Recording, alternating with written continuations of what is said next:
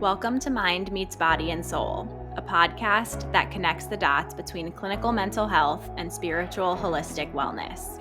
I'm Heather, a licensed clinical social worker and mental health guru. And I'm Devon, a Reiki master, spiritual teacher, and lover of all things woo-woo. We're here to discuss various wellness topics, highlighting the connection between the mind, body, and soul. We'll be offering nuggets of wisdom from each of our fields with the ultimate goal of bridging the gap between our two worlds.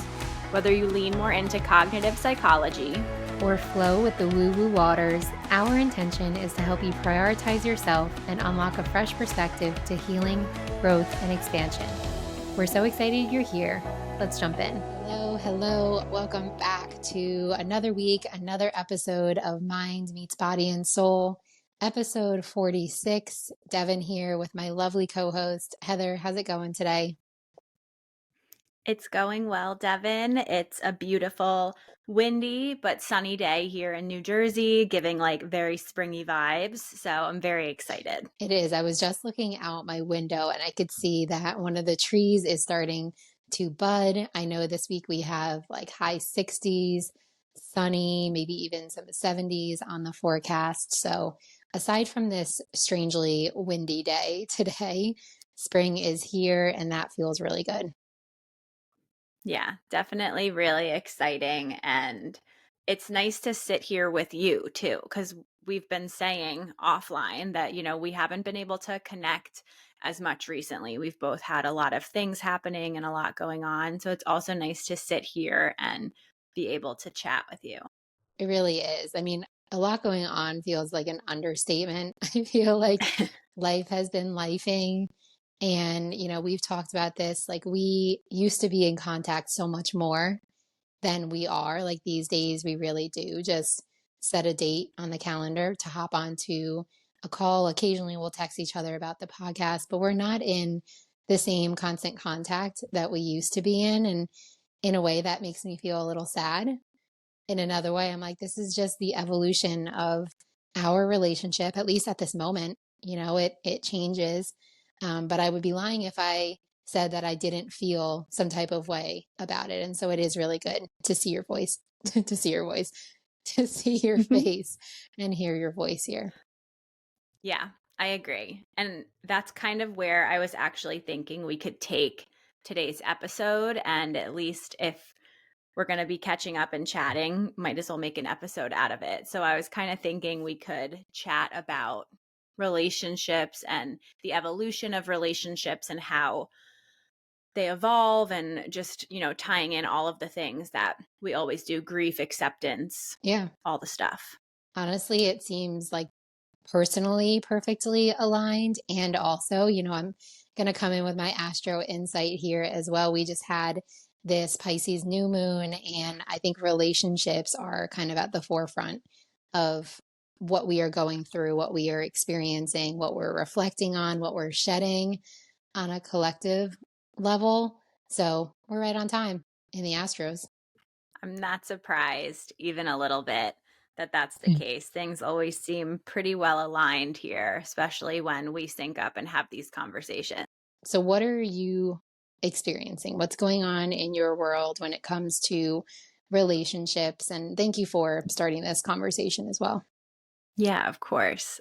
I'm giggling because as the therapist in the conversation, it took me longer than I'd like to admit to come to this realization. I recently had like a big aha, like light bulb moment. And I do this work for a living. I literally sit for 45 minutes, multiple sessions a day, like having these conversations and teaching these things. And it took me so long to like have this like click, this concept click for me. But I'm here. And as they say in a Croatian proverb, better ever than never. So we're just going to roll with it. We talk a lot about acceptance and radical acceptance. And I think for me personally, the stuck point that I had with coming to like true acceptance is that my expectations or like my hopes for how something would be or how something would look or could look got in the way. So I was grieving certain things and like, why can't I get acceptance? Like, why am I so stuck on this thing? Like, why can't I just accept it? I had done the grieving, I felt all the feelings, but the stuck point for me was that I didn't realize that like every time I was going into this situation, I had hopes and I had expectations of how it could look or how it should look or how I wanted it to look. And turns out that that hope, while like I love that and I'm in no way telling our listeners or you to not have hope, I do think like our expectations sometimes get in the way. And then I was feeling like maybe this will be the time, or like maybe this will be the situation where it looks different. And that expectation got me like excited and then like extra let down. Does that make Mm, sense? yeah, and just a whole lot of compassion, space held for that version of us that has those expectations and does sometimes, oftentimes, get let down by them.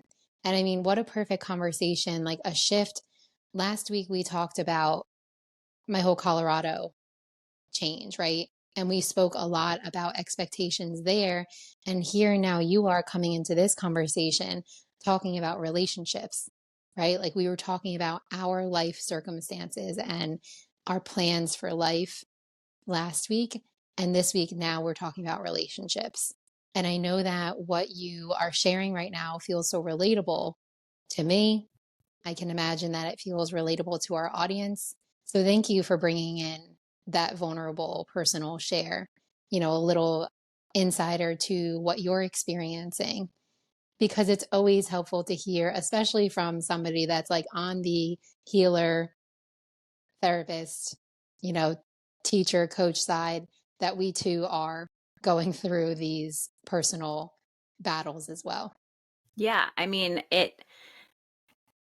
they teach us in school and like in internship and stuff that you can't nor should you put on your therapy hat with friends, family members, etc., like for ethics purposes and stuff, but also cuz like we're emotionally invested. Like I care about my friendships, I care about my relationships, and I can't always be this unbiased third party person for others for that I can for my clients with my friends and family. So like as like dense as I feel, being like, oh my gosh, here I am like teaching this and like it wouldn't even resonate for myself. I can have compassion for the fact that like it's because I'm emotionally invested and I'm also a human and I also care. And I have my human hat on very much right now because I didn't get it. It took me a long time, but I'm here now and I'm like, oh, Mm-hmm. I get Yeah, it. you're having this aha moment, or as I like to call it, some kind of awakening of sorts. I like to think that we are our own best case studies. Like what we go through, what we grow through is then what we are so able to help others with. Like our pains turn into our superpowers. And like this pain for you, it just feels like, I mean, one, it's probably something that you're guiding other people through already, as you mentioned. But then, two, now that you're going through it personally, you're living through it, you're moving through it and processing it and, coming out on the other side. That's how you then show up so much more strongly for your clients. Yeah. It makes me think of that supervisor that I've spoken about who always told me human first, therapist second, Mm. like, which is very different from what they teach us in school. It's like therapist first, don't be a human, don't show your human side, don't talk about yourself. And duh, I'm not going to go into someone's therapy session and talk about myself. But if I can connect and like truly see them and understand what they're going through, I do think that's really helpful in that space when you're trying to process something, when you can process it with someone who like really truly gets it. Yeah, I fully agree. And I really do honor you for like stepping out of that, because I know that you, Heather, are somebody that likes to follow like rules and, guidelines. So I'm really proud of you for stepping away from that and allowing yourself to be human here. Because, yes, you and I are coming to this podcast, sharing our expertise, and also we share from our human perspective as well. And I think that that's personally what I think makes our conversations so interesting, so relatable, so helpful. And I would bet that our audience feels the same way too. So thank you for bringing what you are messily navigating at this time into this conversation. It feels like it would be helpful for you, for those who are listening who maybe find themselves in similar situations, to kind of go through the process that you've been finding yourself in. Does that work? Yeah. So I've been, I've said on this podcast before that I am a therapist that has my own therapist, Julia, love her. And so I've been working with her on this concept of radical acceptance because, as our listeners probably know, I have a rule following tendency. And I also have like, oh, I want to bust the door down, make change, fix it, like do something about it. And a lot of times I can't, nor should I. So I've been talking a lot in my own therapy sessions about situations that are out of my control, situations that I don't like, situations that I wish were different, and very much working on feeling the feelings about them, grieving my expectations or my hopes. And like I've been doing that, right? I've been in these sessions frustrated, sad, the full spectrum of feelings, and just couldn't figure out why I couldn't accept it. It was so hard for me. And I think from what I've learned about my human design type, more specifically like my astrology, that my, correct me, Devon, if I'm wrong, this is your world, my Libra placements speak very much to how I love when things are fair. I love loyalty, I love fairness and justice, and like certain things in my life don't feel fair. And I literally feel like I'm 6 years old, like stomping on the ground. And I'm like, that's so annoying. It's just not fair. Mm. And that I think was a big stuck point for me here. And then, literally, like 2 weeks ago, I was on a walk with Nick and I just like felt like an out of body experience. I was like, oh my gosh, I get it. I literally get it. It's because I have this hope or this expectation, like I said, that like I go into these situations and I'm like, this is the time. It's going to be different this time. I'm going to be able to do whatever or say whatever or feel whatever. And like, this will be the time. And I don't even think that was like a loud conscious thought that I was having. I think it was almost, I call them sometimes like whisper thoughts. It was like a behind the curtain, almost subconscious thought or expectation that wasn't very like in my face, but I noticed it because then I'm like, every time I'm in these situations where I don't have control or it's not going my way, I feel let down. I feel disappointed. And I think coming to that realization that the feeling was feeling let down and feeling disappointed, that's what helped me recognize like I have to check myself. I have to check my own expectations here because then I'm going into these situations with higher hopes and leaving them feeling let down. Whereas if I just went into it expecting it to be how it will be, and then it is, I don't have to be as like let down by it. Oh, my goodness. Yes. Thank you for sharing all of that. That is so helpful. I mean, I can see I can visualize as you're talking about it, like the process, and I almost see it in different stages.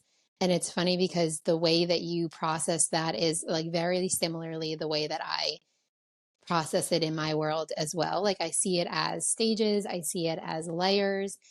And so kind of to take our audience back to that like surface layer at first, it's like you're feeling the frustration, or you're seeing like the external thing happen around you. And like if we're talking relationships, maybe it's a conversation, maybe it's the way that somebody is treating you or acting around you, and the way that you're feeling brings up this agitation, this frustration. To bring in like your Libra point for you, maybe it's a feeling of being unbalanced, and also to bring in your intention for this year, alignment, right? So feeling a little misaligned and not sure of what it is at first. And it feels like just this like festering, like like knock on the door, like, hello, something's wrong, something's wrong, something's wrong.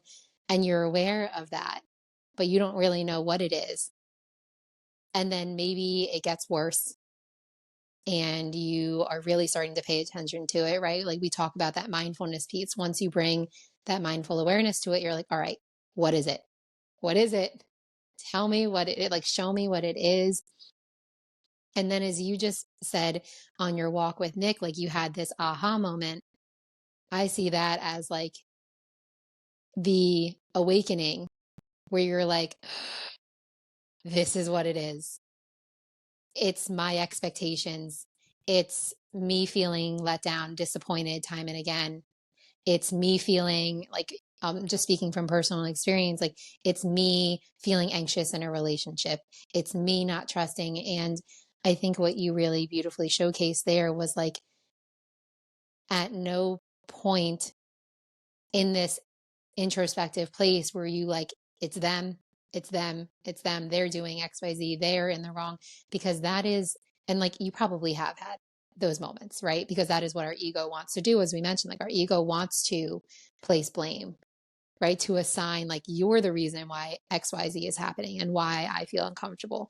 But as you and I know, and what we really preach to, is that these outer experiences are always invitations for us to come back to ourselves, to look at ourselves, to look at our emotional needs, and to ask ourselves, like, what is coming up right now to be seen? And how can I tend to this myself first? Yeah.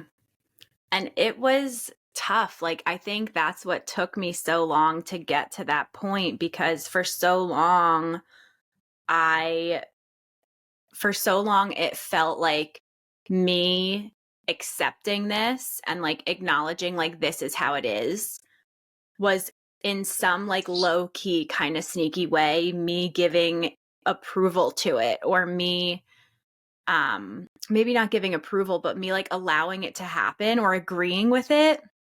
And I think that's where like that fairness and those values of loyalty, like I did a lot of values work to get to this place too, of like what's important to me, what do I value in myself, and like how am I expecting that from others, and is that fair? And I journaled about this, and the journal entry is funny. It has like all these little arrows and stuff all over, and there are a few parts where I wrote like a side note of like, it's okay that this isn't fair. It's okay that this is unbalanced. It's okay. It doesn't have to be, I don't have to be in agreement with it to work to find peace around it or to work to accept it, because I'm not going to be able to change anything externally. Like this is internal work that I have to come to terms with to do. So that's where I think I get really stuck for me with the radical acceptance, is like, I want it to be fair. I want it to be balanced. I want it to be right. Like I almost have this like righteousness that like I want. And when I can learn that it doesn't, it's just not always going to be that way. Mm, And I can keep fighting it, and I can keep feeling frustrated about it or feel some type of way about it. And the situation is always going to stay, or at least for now, be how it's going to be. It's going to keep being, if it's been the same thing 100 times, why am I going into it this time expecting it to be different, you yeah. know? Everything that you're speaking to there and that whole process from the journaling piece to coming to this, to like fighting with the unfair parts and, like coming eventually to a place of acceptance, like really speaks to the work that we do ourselves with our clients as well. Like we are by no means sitting here telling somebody that if a relationship is not serving them, just walk away, right? Put the blame on the other person. It must not be the right relationship for you. You must have just grown out of this relationship. Like put up the boundary and walk away. Like yes to parts of that, and also get curious. What is this having to show you? In my world, we call it shadow work. Do you call it shadow work in therapy too? Yeah, shadow work's a big part of our work. So I would love to talk about shadow work like the way that I see it, and then feel free to connect it to your end too. Sure. in like the spiritual holistic healing world, like we see all parts of ourselves. Like we see the light part of ourselves that, wants peace and love and joy, right? And then we also do have the shadow, the darker parts of ourselves as well, the ones that have like deep emotional needs, who feel anger, who feel sadness and frustration. And neither part of us is good nor bad. Neither part is right nor wrong. We exist as this whole being, and we have to meet the shadowy parts of ourselves in order to also be the light parts of ourselves.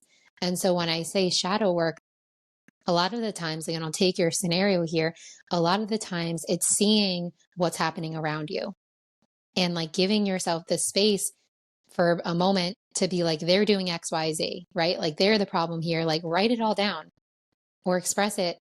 That's what people do when they come to therapy sessions or they come to sessions with me. Like they're expressing everything that's happening in the external world. And then the shadow work is like, okay, what's beneath that? Like, what is that shadow saying? And maybe it's saying, I feel angry. I feel unheard. I feel disrespected right now. I'm not getting what I need. Right. So that's our shadow that then comes up and says things like that. Take it a level deeper. What is it really saying? I'm not cared about, or I'm not cared for. I'm not loved. And it's a process in my world of like meeting our shadows, like giving our shadows a seat at the table, allowing them to be present, tending to them, because that's when we really get to the core of what it is that we need. Because, even in the situation that you're explaining, like there's still layers deeper into that, right? Like it's not just a need for fairness and a need for balance. There's something deeper there that we likely have not resolved. And so this is kind of just the beginning process of that kind of extraction. Yeah, so rarely is it about the thing that people are coming in to talk about. It's not about the food, it's not about the clothes, it's not about the situation or the content of what's happening. To me, what you're describing is what I describe as content and process. So it's not about that like superficial stuff at the top. It's not about the argument, it's not about any of that. It's actually about like the things that it stirs up and the feelings and all of that under the surface stuff. So that's exactly why it's so helpful for people to have space. I say all the time that like if I do nothing else but hold space for you to come in and talk to me about all of these things, I think that's a good use of our time, because then you have another person, whether that's a healer, a therapist, a coach, whoever it may be, that's there. You dump all this baggage, if you will, or this stuff out, and like, let's sort through it together. This is why I always say that like therapy is kind of like data analysis, and that like you're bringing in all of these things, all of these situations that upset you or bring up something for you. We're going to analyze them together. We're going to look for patterns. We're going to look for the depth and those deeper feelings that this brings up for you. And then we're going to explore it and process it. So 100% what you're saying, I think, is exactly the work that I've been doing and will continue to do. I love that. Yeah. I mean, that like really just speaks to the benefit of therapy, as we've talked about it, is like bringing that awareness, that consciousness to what it is that you're experiencing and why. And I would love to take that a layer deeper if we find that it is deeply rooted and there's like a very big like bodily response, right? Like maybe there's a stress response. Oftentimes there's a stress response associated with the things that we are feeling activated by. That is then where like my world comes in handy, because the awareness is key. That is absolutely like number one step that we have to have. Two, if you're finding yourself in a repeating cycle, a repeating loop, if you're finding yourself like really deeply activated, this is where the body, the energy work comes in, the nervous system, regulation comes in. And that's where we create like the most impactful change. Yeah. We're doing so much of the same work without, I mean, we know it now. We're not new to this podcasting space, but we're doing a lot of the same work, right? Because what's happening in those moments is our body's going into some sort of like threat response and fight or flight, or if there's a bunch of, stress responses now or trauma responses. But I had a client just before I got home today, and we jumped on this call and we were talking about like what happens when she feels stressed or anxious. And she said, I raise my shoulders, I curl up, my hands get clammy. And I'm like, okay, well, then our coping skills or our tools are to do soothing things. We're going to lower your shoulders. You're going to take a deep breath. You're going to she finds different I'm always talking to people about like rhythmic movement, whether that's like rubbing or rocking or, some sort of like soothing thing. So those are the things that we want to put in place, but we can't do those if we don't have the Mm-hmm. awareness. We have to start with that like awareness Yeah. piece. Yeah. I mean, that we've brought that awareness piece probably into every single conversation that we've ever had, because it is really huge. And it makes me feel so grateful for these conversations, because we've talked about through these conversations. I'll speak for myself, but I know that I've become a lot more aware in my day to day, because I'm thinking about these conversations that we're having. I'm thinking about the things that I'm walking my clients through. And I'm like, I want to make sure that I am doing that for myself as well. AKA, I'm my own best case study, right? We are our own best case studies. The things that we are navigating, processing, going through are the things that we can then bring to our clients' podcast audience and walk them through their own things as well.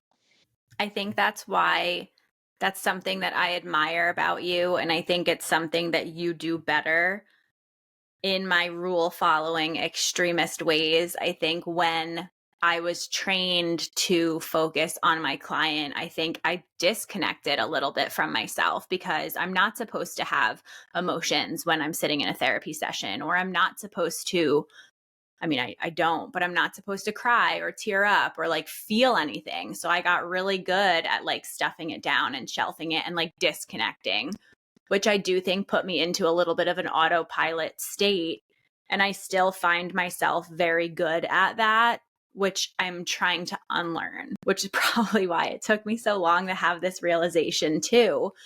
But I think that that's something that I am constantly like admiring. And I appreciate in this relationship too, Devon, that like you bring in, you're like, oh, I had this situation and like we should talk about it. And I have these situations.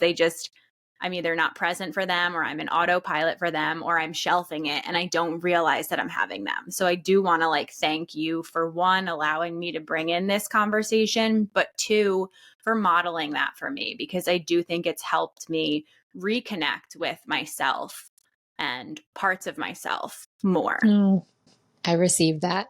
Thank you, Heather. And I'm really proud of you too, as you were getting into the share of what you've been experiencing, what you've been processing and navigating. Like I could feel kind of the discomfort there. Like it was uncomfortable for you to share. And like we've talked about this before, of like how this is natural for your therapist conditioning. And I love to see when human Heather comes into these conversations, because she is a human, sometimes messily stumbling through life as well.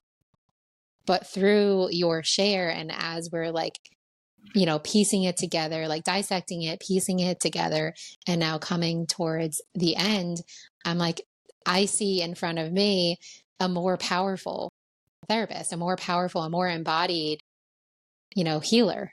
Yeah. And it doesn't always feel that way at first. And I feel like that's where sometimes we get stuck too, is we are messily stumbling. And I have very quickly accepted that like that is part of this life. I always tease that like if something will go, or if something can go wrong, it will, because I find myself jumping hurdles and dealing with things and stuff being challenging. So I've accepted that. I think it's also just hard on this platform. Like I always am like, okay, well, I know I have clients that are listening to these conversations, and like that that part is also really hard and icky for me too, because it could bring stuff up for them. And I'm like, I have this tendency to be super protective of other people. So it's not always easy to navigate these conversations, but I'm also reminding myself there's a small voice in the back of my head that's like, we're using this space in a helpful way because I'm modeling to my clients that I teach to get comfortable being uncomfortable. Here I am getting comfortable being uncomfortable too. Yeah. No, I mean, this makes me think of, I think, probably how I used to view like people in higher up, people who are in like teacher, therapist, parent positions, right? Where like everybody just seemed like they had it all together. Everybody seems like they know exactly what they're doing and they're just teaching as the experts that they are how to get there. What you don't realize is that the people who are like the true experts in their field are the most embodied because they have navigated their own shit, for lack of a better word. Like we are all messily figuring it out. Anybody who says that they have it 100% figured out, that they are 100% a master in what it is that they're teaching, speaking to, is not telling the full truth, right? Or hasn't really deeply met themselves.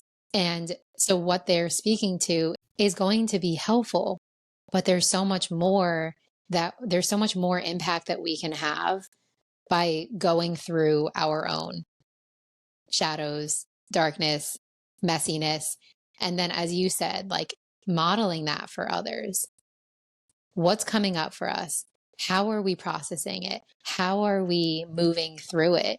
And how are we then taking what we've learned, the lessons that we learned, and then integrating it? And like, to be honest with you, those are the kinds of leaders that I want to be following in my world. Yeah. Yeah, because like you said, anyone who says that they have it or claims that they have it 100% figured out are either lying or I don't know, they're up to something. It's like those couples that say that like our relationship is perfect. And everyone's like, if you say that, then that means that's not the case. So I'm here for acknowledging and owning that we are messily stumbling along. And like, I will share the wisdom that I have learned, and you can share the wisdom that you've learned, and we'll come together and combine our expertise and figure out what we've got and what we're working with. Exactly. Honestly, Heather, this is one of my favorite episodes and conversations that we've had together because I'm seeing the human Heather really come out and paired with therapist Heather. And it's really beautiful to see. So thank you. That's nice. Yeah, that's nice to hear because I kind of felt like I wasn't saying anything at all. So I'm glad that like it made sense because by the time it goes through the therapist filter, the human filter, the like you're on a public platform, people are listening filter, I feel like I had like watered it down so much, but I'm glad that like it made sense and it was received. So thank you for receiving it. Yes, it did. And happy to. As we begin to wrap up, I would love to, as we best do, leave our audience with some lasting tips, tools, thoughts. This conversation really centered around the expectations that we have for relationships and the evolution of our relationships, how we either grow with, grow apart, realize a relationship might be aligned or misaligned with us. So, what is something that you would like to leave our audience with that may also feel relevant to what you're experiencing right now? I know it may sound lofty, but I feel like the tip that I'd like to share was like my aha revelation, enlightenment, awakening, whatever you want to call it, moment of like noticing and really tuning into expectations and like our hopes. So, what is it that I want from this relationship? Maybe in an ideal world, or what would I hope in a perfect situation that this relationship could be? I almost am picturing like drawing like a line and like on one end being like, okay, perfect situation, perfect reality, what would it be? And then what is it? and then trying to get ourselves like to level those expectations a little bit and grieve what you need to grieve and feel what you need to feel. But I think even just my tip is to just tune into what it is that you're expecting, because just because we expect it doesn't mean that that's how it's going to be. And that doesn't mean that's how it shouldn't be either. Like, I'm not trying to have everybody, I feel protective that I don't want people to just like lower their expectations, but try to find the balance there, or the true reality. Like the true Libra rising, right? Like the Yeah. true Libra rising that you are. Yeah, finding that balance. And I'm going to piggyback off of that, because when you then get clear on what your expectations are and maybe see where something is realistic or not, where you may need to bring acceptance into that, like my biggest piece when it comes to relationships is to allow your relationships, all kinds of relationships, to guide you back to yourself. And what I mean by that, if you have a family member, a friend, coworker, romantic partner that really bothers you, that really frustrates you, that really activates you in maybe a negative, seemingly negative way, like get curious about that, because it's teaching you something about maybe an emotional need that you have, maybe a boundary that it is that you want to set moving forward. And so see those relationships, those people in your relationships holding up a mirror, and you're looking at that mirror reflection. You're asking yourself, what am I seeing here? And what is this showing me? I love the getting curious piece, because I think that's where the answers are. If we can remove the layer of judgment and come from a place of curiosity, our favorite question, the toddler question of why, right? Like, why is this a thing for me? What is it bringing up for me? Like, all of those curious questions are the key to get the answers that we need to be able to work through something and keep messily stumbling along, as we love to say. Yes. Yeah, exactly. Well, thank you so much, Heather, for bringing this conversation into this episode. Speaking of curiosity, if anybody's watching the video, I have like Ellie right behind me, just like intently staring out the window. Talk about curiosity there. What's going on outside?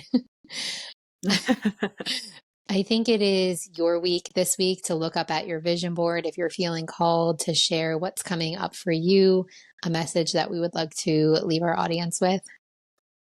Well, there's an obvious thing that says accept and adapt on my personal vision board, but I also have something that like my eye went to first, which is establishing a greater connection to oneself. And I feel like that speaks to what you were just sharing, and also how I came to this realization or this aha moment was by establishing a greater connection to myself and my heart and my needs. And I hope that our audience can, or I hope leaving that with our audience can help them to do the same. It's really beautiful. And it just made me think like the accept and the adapt is kind of like the surface level solution. Like, yeah, just accept and adapt. But we're like, and also take it a level deeper. Yeah. What a beautiful message. Can you repeat that one more time? Yeah. So accept and adapt, and then establishing a greater connection to Mm, oneself. beautiful. That's what our aha moments do for us when we get curious about them, when we really like dive a little bit deeper, dig a little bit deeper, we do establish that greater connection to ourselves. So I love it. Yeah. Beautiful. Thank you, Heather, for another great conversation this week. It was so good to see you. And we will be back next week for our next conversation. Thank you, Devon. Thank you, everyone, for listening, and we'll see you next week. Bye. Bye. We are so glad that you took the time to share this space with us. We'll be releasing new episodes of Mind Meets Body and Soul every Tuesday, so be sure to give us a follow and share this podcast with those you love. To connect with us and join our communities, head to the show notes where you'll find our contact information and individual websites. Until next week, stay grounded, keep growing, and trust that everything you seek is unfolding for you.